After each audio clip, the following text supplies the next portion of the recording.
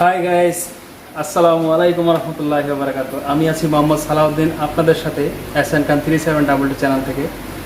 আমি জুকি ব্র্যান্ডের Aihole machine MEB-3200J মেশিনটির একটি কমন এরর নিয়ে আপনাদের সাথে আলোচনা করব। এররটি হচ্ছে এরর 3। আসলে এরর 3টা কেন আসে, কোথা থেকে আসে, কোন কারণে আসে, সম্পূর্ণ ভিডিও আপনাদেরকে দেখাবো এবং জানাবো।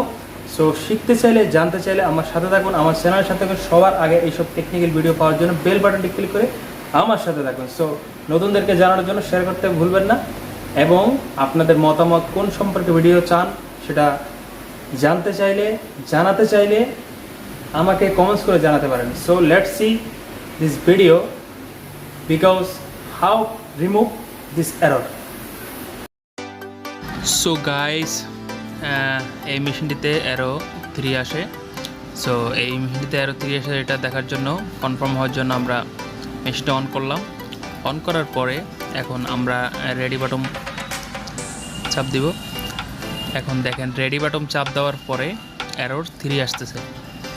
অ্যারোর 3 হচ্ছে cylinder knife cylinder thread knife cylinder sensor error. এটা পজিশন ঠিক নেই, বা এটা কনফার্ম হওয়ার জন্য অন্য কোনো সমস্যা আছে কি না, এটার জন্য আবার মেশিনটা অফ করলাম। সেকেন্ড টাইম আবার মেশিনটা অন করব। সো মেশিনটা অন করলাম, এখন রেডি বাটন আবার চাপ দিব। কনফার্ম হলাম যে আসলে মেশিনটিতে প্রবলেম রয়েছে, এরর 3। সো এরর 3 হচ্ছে থ্রেড নাইফ সেন্সর এরর। এখানে এরর 3 শনাক্ত করতে হলে প্রথমে আমার জানতে হবে এই মেশিনটিতে সেন্সর কোথায় কোনটা রয়েছে। এখানে ডাইন সাইডে নিচে রয়েছে আপনার লোফার যে টার্নিং মোটর সেন্সর, পিছনে রয়েছে ওয়াই সেন্সর, এবং এই সাইডে বাম সাইডে নিচে রয়েছে এক্স অরিজিন সেন্সর। সো এবং বাম সাইডে যে ওটা হচ্ছে উপরের যেটা দেখালাম, ওটা হচ্ছে আপনার হ্যামার নাইফ সেন্সর। এখন এরর 3-র জন্য আমরা যেই সেন্সরটিতে কাজ করব সেটা হচ্ছে আমরা থ্রেড নাইফ যেটা বলে, থ্রেড নাইফ যেটা সুতা কাটে, থ্রেড নাইফের যে সেন্সরটি রয়েছে সিলিন্ডার নাইফ সিলিন্ডার সেন্সর, ওই সেন্সরটি অ্যাডজাস্ট করবো। এই কাভারটা খুলতে হবে। কাভারটা খোলার পরে আপনারা দেখবেন একটি সিলিন্ডার রয়েছে। সিলিন্ডারের পিছনেই সেন্সরটি থাকে। ওই সেন্সরটি হচ্ছে আসলে সিলিন্ডার সর্বোচ্চ পিছনে থাকলে এখানে সিলিন্ডারের যে পিছনে সেন্সরটি রয়েছে, সেন্সরটিতে লাইট ইন্ডিকেট করবে।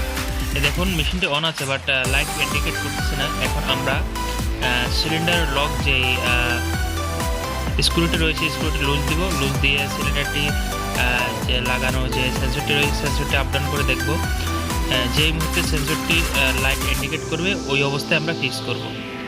সো আমরা লুজ দিলাম, নাড়াচাড়া করতেছি, হচ্ছে না। সো আরও ট্রাই করব কোন জায়গায় রাখলে প্রপারলি হবে, ওই জায়গায় রাখতে হবে। এখন সো এটা এখানে জ্বলেছে, এটা আর একটা পজিশন ঠিক নেই, আর একটু পিছনে নিতে হবে। এখন প্রপারলি জ্বলেছে। এখন জ্বলা অবস্থায় আমরা এটাকে ডাউন করে দিব, যাতে উপরের কাভারটি লাগানোর সময় কোনো বাধাগ্রস্ত না হয়। সো স্ক্রুটা এখন আমরা টাইট করে দিব। স্ক্রুড্রাইভার দিয়ে সম্পূর্ণ ফিক্স করে দিতে হবে, যেহেতু নড়াচড়া না হয়।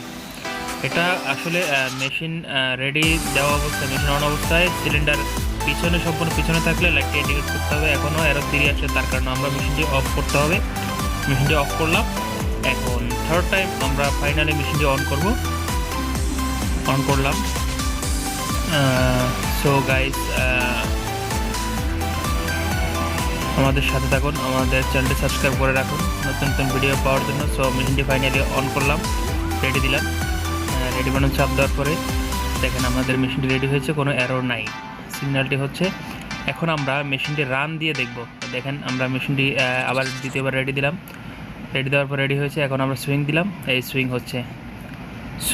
হচ্ছে এবং টিমিং হবে। দাঁড়ান, এই টিমিং হয়েছে, মেশিনটি ওকে আছে, সম্পূর্ণ ওকে হয়েছে সম্পূর্ণ। এভাবে এরর 3 আসলে রিমুভ করবেন। এই সেন্সরটি যদি ব্রোকেন হয়, সেন্সরটি ড্যামেজ হয়, তাহলে কিন্তু অ্যাডজাস্ট করলে হবে না। অর্থাৎ সেন্সরটি অ্যাডজাস্ট করতে হবে। অ্যাডজাস্ট করলে যদি না হয়, তাহলে সেন্সর